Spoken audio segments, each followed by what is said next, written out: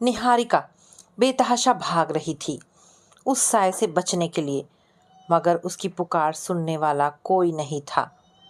डरी हुई हिरनी की तरह शिकारी से बचने के लिए उसने हेल्प के वास्ते अपनी नज़रें चारों तरफ दौड़ाई, मगर कोई कहीं नज़र नहीं आया। पूरा शहर जैसे रातों रात खाली हो गया था। अब तक वह नकाबपोश उसके बेहद नज़दीक पहुंच चुका था। भागने का कोई रास्ता अब बचा नहीं था। खुद को बचाने की कोशिश में उसने पूरी शक्ति लगाकर उस नकाबपोश का मुकाबला करना चाहा, मगर उसकी कोशिशें उस दरिंदे की ताकत के सामने हार गई। कपड़ों की तह में छिपा खंजर निकालकर उसने निहारिका पर हमला बोल दिया। दर्द में तड़पती हुई वह खून से लथपथ जमीन पर गिर पड़ी। मुझे बचा लो माँ, मुझे बचा लो, वो बदहवास लहजे में चीख रही थी। निहारिका उठ, क्या हुआ तुझे? निहारिका, निहारिका। कोई उसे झंझोड़ कर उठाने की कोशिश कर रहा था।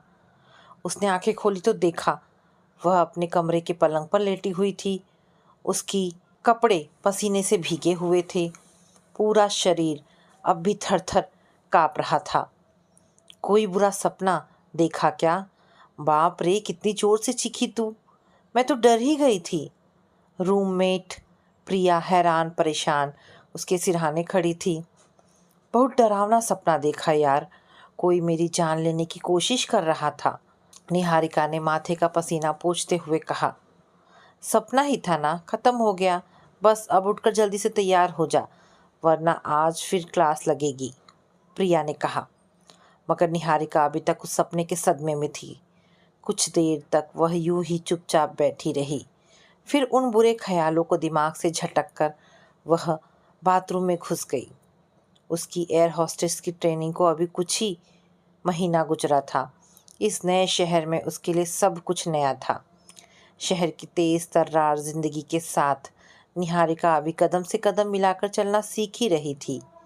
अपने घर परिवार से दूर इस बड़े शहर में आने का उसका एक ही मकसद था, अपने भविष्य को सुनहरा बनाना, और इसके लिए वह जी जान से मेहनत भी कर रही थी।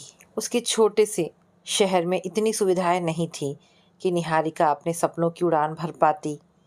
इंटर की परीक्षा अच्छे नंबरों में पास करने के बाद उसके हौसले और भी मजबूत हो गए। कुछ करने की तमन्ना उसके मन में शुरू से ही थी। छोटी सी निहारिका जब अपनी छत पर से गुजरने वाले हवाई जहाज़ों को देखती तो उसका मन चाहता कि वह भी किसी जहाज़ में बैठकर आसमान की ऊंचाइयों से नीचे झांके, अपना छोटा सा घर आंगन और आंगन में अपने परिवार वालों को ऊपर से देखकर हाथ लहराए।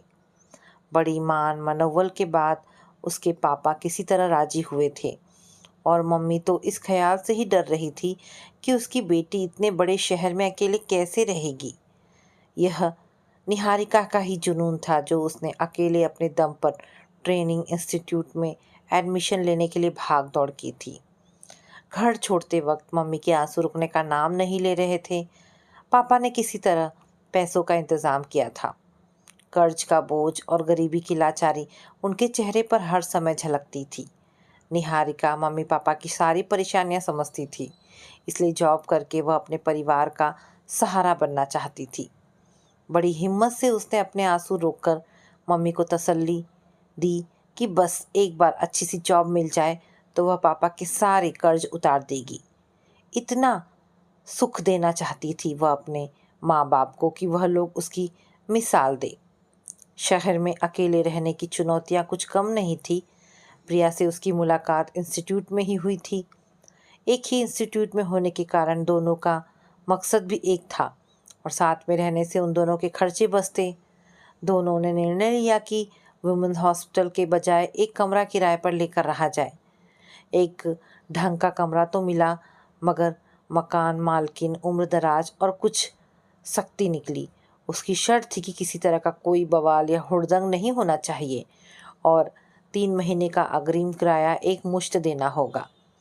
इतना खर्च करना उसकी जेब पर भारी पड़ रहा था, लेकिन ये तसल्ली थी कि एक सुरक्षित माहौल में रहकर दोनों अपनी ट्रेनिंग पूरी कर सकती हैं। जल्द ही निहारिका ट्रेनिंग इंस्टीट्यूट के होनहार छात्रों में शुमार हो गई। उसका एक ही लक्ष्य था और उसके लिए वह पूरी लगन के साथ अपनी पढ़ाई में ध्यान देती थी। इसी दौरान उसके बहुत से नए दोस्त भी बने। उन दोस्तों की संगत में उसे बड़े शहर के बहुत से अनछुए पहलुओं को जानने का मौका मिला। दोस्तों के साथ मिलकर मौज मस्ती करना, पब और डिस्को जाना आदि बातें अब उसकी ज़िंदगी का हिस्सा थी। कभी सादगी से रहने वाली निहारिका अब किसी फैशन मैगज़ीन की मॉडल सी नज़र आने लगी थी। यह बदलाव उसके ग्लैमर से भरे एयर होस्टेस की जॉब की पहली ज़रूरत भी थी।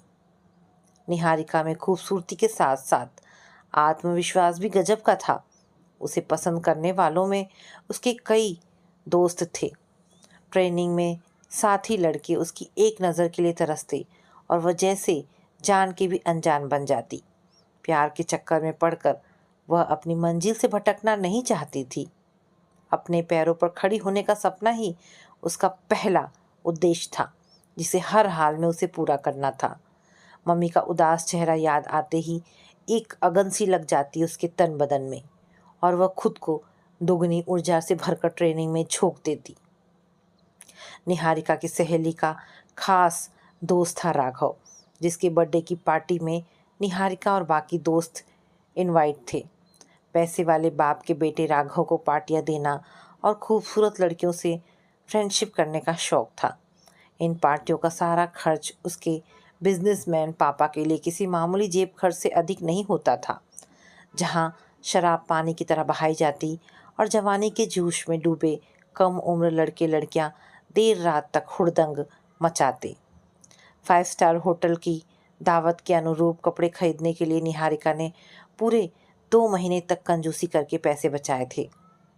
कपड़े, मेकअप से लेकर नए जूते तक खरीद डाले थे उसने। पहली बार किसी 5 स्टार होटल के नज़ारे देखकर उसकी आंखें तो जैसे चौंधी आ गई।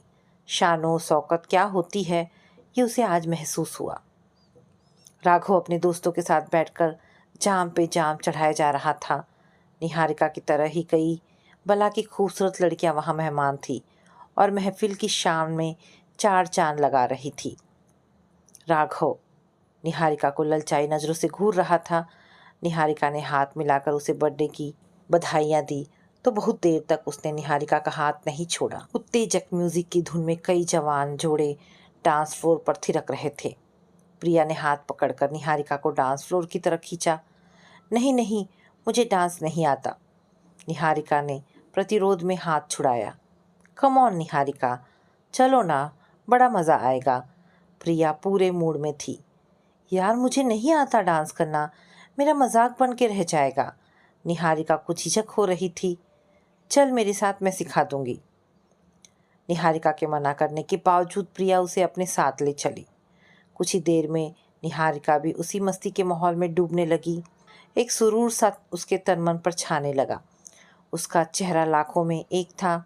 उस पर कमसीन उम्र और मासूम अदाएं सुर्ख लाल रंग की मिनी ड्रेस में आज वह कहर ढा रही थी। उसकी छठी इंद्री अनजान नहीं थी इस बात से कि ना जाने कितने ही बेकरार नजरें उसे निहार रही थी, मगर एक जोड़ी आंखें उसका पीछा तब से कर रही थी जब से उसने यहाँ कदम रखा था। निहारिका पर से वे आंखें एक पल को भी नहीं हटी थी, मगर इससे बेखबर निहारिका डांस फ्लोर पर किसी नागिन सी झूम रही थी। गला सूख रहा है, मैं अभी आई कुछ पीकर। प्रिया उसके कान में लगभग चीखती हुई बोली। मेरे लिए भी कुछ लेते आना, निहारिका ने भी चिल्लाकर कहा। पुरजोर बजते कान फोड़ू म्यूजिक में कुछ सुनाई नहीं दे रहा था। ठीक है, कहकर प्रिया होटल के बार की तरफ बढ़ गई। May I have the pleasure to dance with you, उस अजनबी ने निहारिका के पास आकर पूछा। निहारिका औपचारिकता से मुस्कुरा दी तो वह अजनबी उसके साथ थिरकने लगा। वह निहारिका को टकटकी लगाए देखे जा रहा था। कभी उसके एकदम पास आ जाता तो कभी उसकी गर्म सांसें निहारिका के चेहरे से टकरा जाती। वह जितना दूर जाने की कोशिश करती, वह उसके उतने ही करीब आ रहा था। निहारिका अब असहज महसूस करने लगी। सारा मज़ा किरकिरा हो चला था। ना जाने क्या था उन आंखों की गहराई में कि उसका मन चाहा कि वह फौरन वहाँ से हट जाए। हाथ में ड्रिंक की बड़ी सी मग लेकर प्रिया लौटी तो निहारिका ने चैन की सांस ली। बहुत देर से डांस कर रही हूँ, मैं थक गई हूँ, अब चलते हैं, निहारिका उसके कान में फुसफुसाई। पार्टी देर तक चलने वाली थी मगर प्रिया के साथ निहारिका वहाँ से चली आई। वे दो आंखें अब भी निहारिका का पीछा कर रही थी। अपने कमरे में बिस्तर पर लेटते ही निहारिका को गहरी नींद ने आ घेरा। ना जाने कितनी देर से उसके मोबाइल की घंटी बज रही थी। नींद भरी आंखें मलते मलते उसका हाथ अपने मोबाइल तक पहुंचा। हेलो, उसने फ़ोन उठाया। हेलो हेलो, दूसरी तरफ से कोई जवाब ना पाकर उसे झल्लाहट हुई। कुछ देर खामोशी रही और दूसरी तरफ से फ़ोन कट गया। रात के 3 बज रहे थे।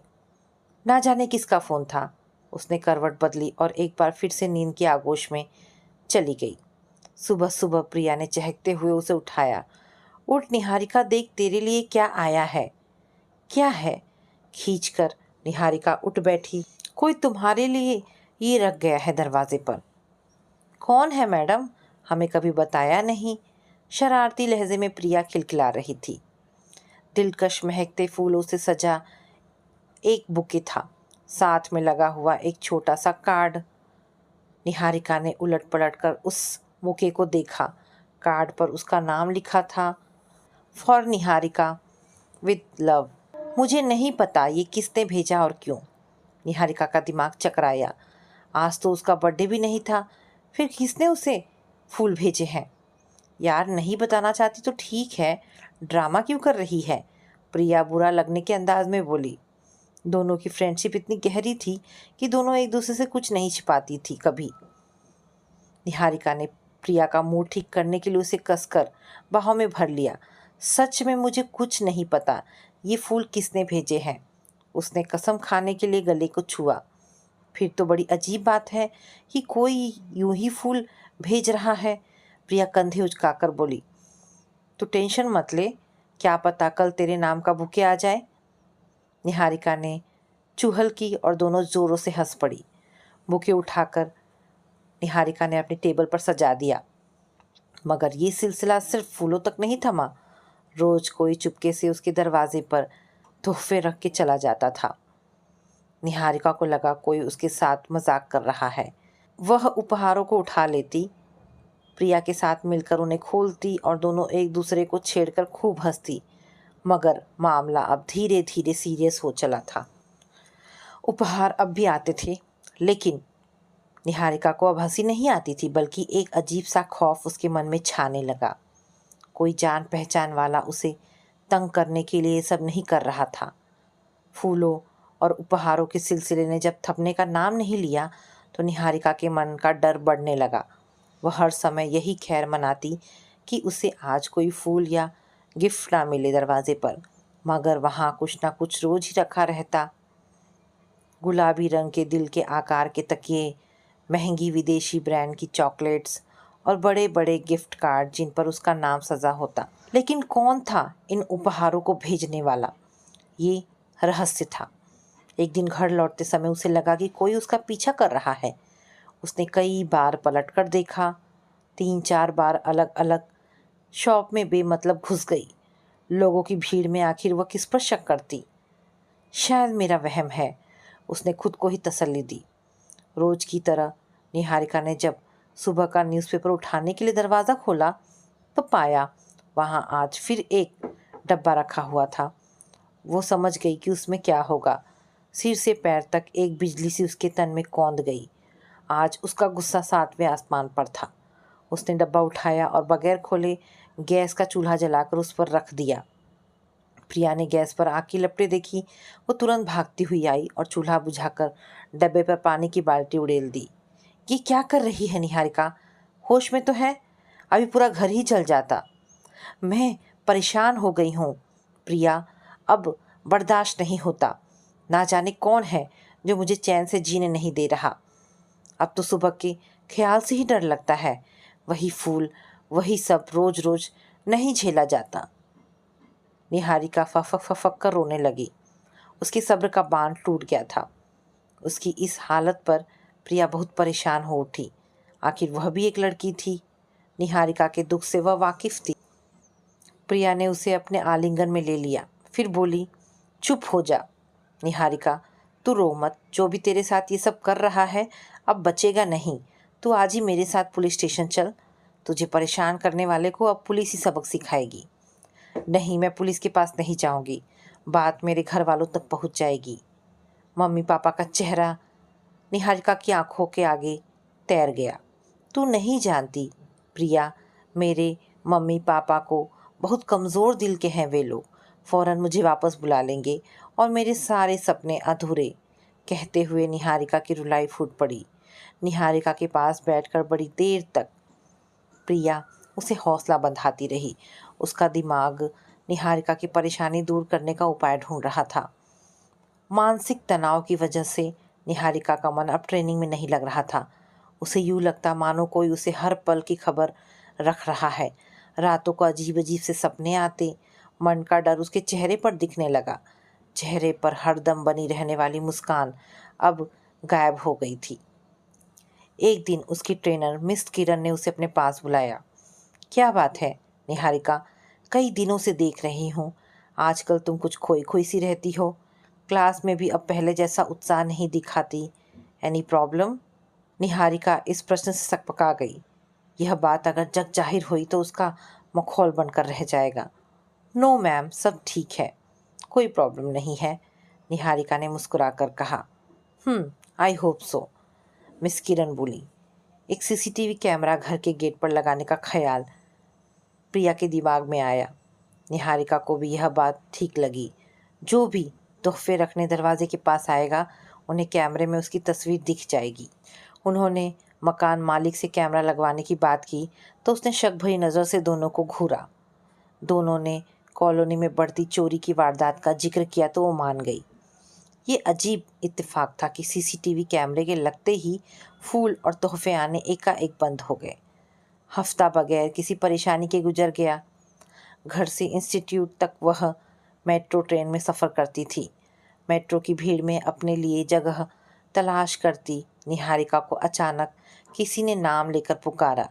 निहारिका ने चौंक कर पुकारने वाले की तरफ देखा। कुछ जाना पहचाना सा लगा उसे वह लड़का जो उसके लिए एक सीट खाली कर उसे बैठने का इशारा कर रहा था। थैंक्स, निहारिका ने मुस्कुराकर शुक्रिया अदा किया। लेकिन आप मेरा नाम कैसे जानते हैं? निहारिका ने पूछा। उस दिन पार्टी में मैं आपसे मिला था। निहारिका को याद आया, ये वही लड़का था जो उस दिन राघव के बर्थडे की पार्टी में उसके साथ डांस कर रहा था। सचिन, उसने बताया कि वह किसी पॉलीटेक्निक कॉलेज का छात्र है। उनकी मुलाकात अब रोज ही होने लगी थी। निहारिका के लिए वह हमेशा कोई सीट खाली करा देता ताकि वह आराम से सफ़र कर सके। उसकी तहजीब और शराफत से निहारिका के मन में अब उसकी छवि बदल गई थी। पार्टी में निहारिका को सचिन बदतमीज़ किस्म का लगा था, पर कुछ दिनों में सचिन की शराफत और तहजीब भरे रवैये से निहारिका प्रभावित हुए बिना न रह सकी। निहारिका सचिन पर आंख मूंद कर विश्वास करने लगी थी। निहारिका की हर छोटी बड़ी परेशानी में सचिन हमेशा हेल्प के लिए आगे रहता था। उसे सताने वाला ना जाने कहाँ गायब हो गया था। उसके लिए अब कोई फूल या तोहफे रखकर नहीं जाता था। उन पुरानी बातों को भूलकर निहारिका एक बार फिर से अपनी पढ़ाई में दिले जान से जुट गई। उसे लगने लगा कि ज़िंदगी में अब सब ठीक चल रहा है। एक दिन भीड़ में किसी उचक्के ने निहारिका को छूने की कोशिश की तो निहारिका ने विरोध किया। सचिन उसके साथ ही खड़ा था। उसने तैश में आकर उस लड़के का कॉलर पकड़ लिया। नौबत मारपीट तक आ गई तो निहारिका घबरा गई। उसने किसी तरह सचिन को समझा बुझाकर मामला शांत करवाया।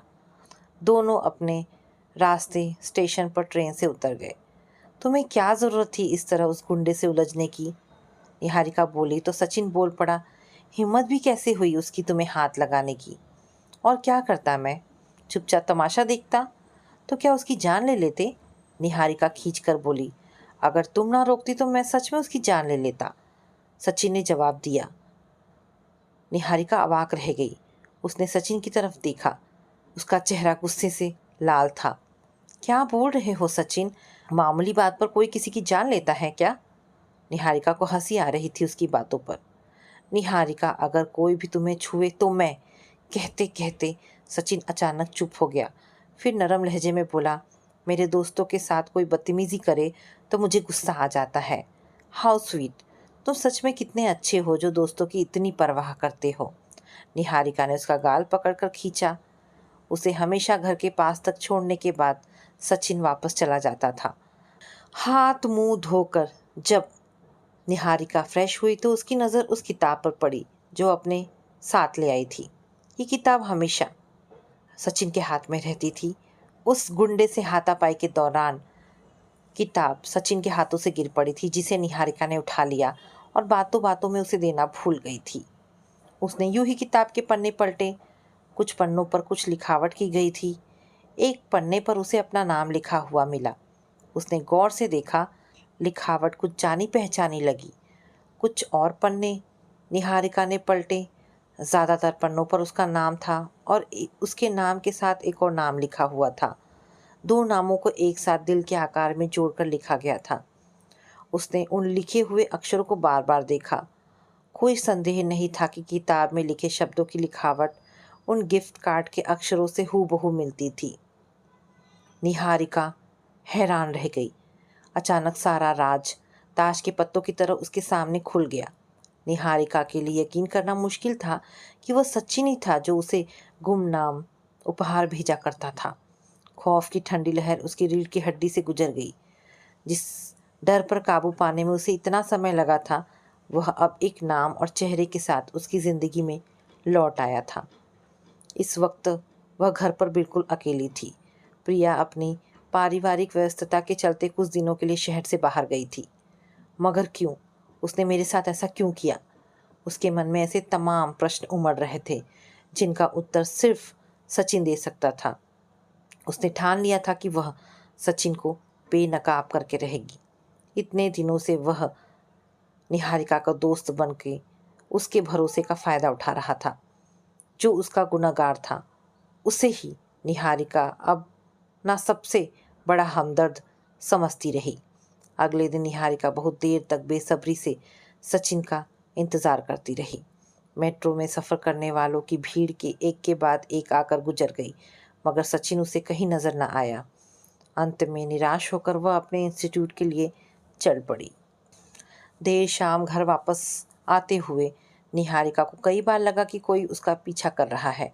वह गली के पास मुड़ी और एक खंबे की आड़ में छिप गई। बहुत हुआ लुका छुपी का खेल, आज तो वह उस साए को धर दबोचेगी। निहारिका ने पूरी हिम्मत जुटा ली। चाहे कुछ हो जाए, वह जानकर रहेगी कि आखिर कौन उसका पीछा करता है। जैकेट के हेड कवर से चेहरे को छिपाए उस शख्स ने गली में कदम रखा ही था कि निहारिका ने झपट कर उसका नकाब रूपी हुड खींच लिया। उस शख्स को जब संभलने तक का मौका मिलता, उसका चेहरा बेनकाब हो चुका था। सचिन? निहारिका को एक और झटका मिला। अच्छा, तो छिप छिप कर मेरा पीछा करने वाले भी तुम ही हो और मुझे वो फूल और तोहफे भी तुम ही भेजते थे। सिर झुकाए सचिन चुपचाप निहारिका के सामने खड़ा था। अब चुप क्यों हो? जवाब दो। उसे नफरत से देखते हुए निहारिका ने कहा। मुझे माफ़ कर दो निहारिका, ये सब मैंने तुम्हारे प्यार को पाने के लिए किया। बहुत प्यार करता हूँ मैं तुमसे। तुमने ये सोचा भी कैसे? तुम सिर्फ मेरे दोस्त थे और अब आज से हमारा दोस्ती का रिश्ता भी ख़त्म हो गया। आज के बाद मुझसे मिलने की कोशिश भी मत करना। प्लीज़ निहारिका, ऐसा मत करो। देखो, मान जाओ। ना जाने कब से मैं तुम्हारे प्यार के लिए तरस रहा हूँ। सचिन गिड़गिड़ाया। नहीं सचिन, मेरी ज़िंदगी में प्यार मोहब्बत के लिए कोई जगह नहीं है। मेरे लिए सबसे ज़रूरी मेरा परिवार और मेरा कैरियर है। पर तुम नहीं समझोगी ये सब। निहारिका अब तक अपने गुस्से को सब्र में बांधे हुए थी। निहारिका, मेरा प्यार कबूल करो प्लीज़। सचिन उससे प्यार की भीख मांग रहा था। निहारिका सचिन के छल और फरेब से पहले ही आहत थी। उसने सचिन के घड़ियाली आंसुओं की कोई परवाह नहीं की। जुनून में आकर सचिन ने निहारिका का रास्ता रोक लिया। निहारिका, अगर तुमने मेरा प्यार कबूल नहीं किया तो मैं खुद को मार डालूंगा। धमकी भरे अंदाज में सचिन ने कहा। तो मार डालो खुद को। निहारिका ने दांत भींच कर सख्ती से कहा और एक जोर का धक्का देकर सचिन को अपने रास्ते से हटाया। ठीक है निहारिका, मैं मरूंगा तो तुम्हें भी मरना होगा। तुम मेरी नहीं हो सकती तो किसी और की भी नहीं हो पाओगी। सचिन की जबान से इतनी खतरनाक धमकी सुनकर निहारिका सन्न रह गई। उसने पलटकर सचिन को देखा। अंधेरे में सचिन के इरादे खूंखार लग रहे थे। उसने अपने कपड़ों में छिपा बड़ा सा खंजर निकाल लिया। उसकी आंखों में वहशीपन देख निहारिका के चेहरे का रंग उड़ गया। नहीं सचिन, प्लीज़ मुझे जाने दो, निहारिका गिड़गिड़ाई। सचिन के हाथ में चाकू देखकर निहारिका के पसीने छूट गए। किस हद तक जा सकता है वह, उसने सोचा नहीं था। सचिन उसकी तरफ खतरनाक इरादे से बढ़ता ही जा रहा था। वो पूरी ताकत के साथ सचिन से बचने के लिए भाग रही थी। दूर दूर तक कोई मदद नहीं दिख रही थी। वह चीख कर मदद की गुहार लगा रही थी। सचिन किसी साए की तरह उसके पीछे लगा हुआ था। कुछ ही दूर पर उसे अपना घर नजर आया। दुगनी ताकत लगाकर वह दौड़ रही थी, किसी तरह वहाँ तक पहुँच जाए। एक बार उसकी सांसें उखड़ने लगी थी, मगर उसके पैर नहीं रुके। किसी जानवर किसी ताकत से उसका पीछा करता सचिन उसके पास पहुँच गया था। निहारिका ने उसे परे धकेलने के लिए जोर लगाया। सचिन ने उसका हाथ अपनी मजबूत गिरफ्त में ले लिया। बेबस निहारिका उसकी गिरफ्त से छूटने के लिए छटपटाने लगी। वह बार बार मदद के लिए पुकार रही थी।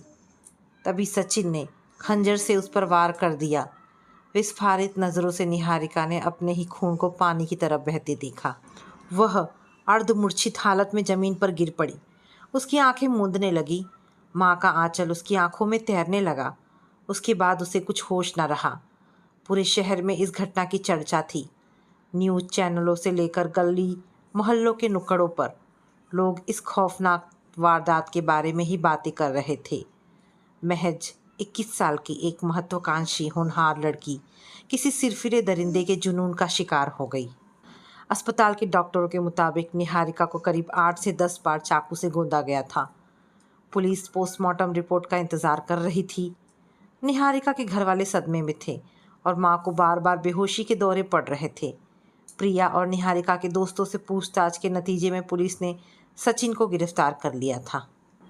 प्रिया को अपनी गलती पर बार बार पछतावा हो रहा था। आखिर क्यों उसने उस दिन पुलिस स्टेशन में जाकर रिपोर्ट दर्ज नहीं करवाई। अगर उस दिन वह निहारिका की बात न मानकर पुलिस स्टेशन में शिकायत कर देती तो शायद सचिन बहुत पहले ही गिरफ्तार हो चुका होता और आज उसकी सबसे अच्छी दोस्त निहारिका जिंदा होती। एक सिरफिरे के आशिक के जुनून ने एक मासूम कली को खिलने से पहले ही कुचल डाला था। तो दोस्तों, ये कहानी यहाँ पर समाप्त होती है। आशा करती हूँ कहानी पसंद आई होगी। अगर कहानी पसंद आई है तो प्लीज़ इसे लाइक एंड शेयर करें। दोस्तों, ऐसी ढेरों कहानियाँ सुनने के लिए मेरे चैनल को प्लीज़ सब्सक्राइब करें। धन्यवाद दोस्तों।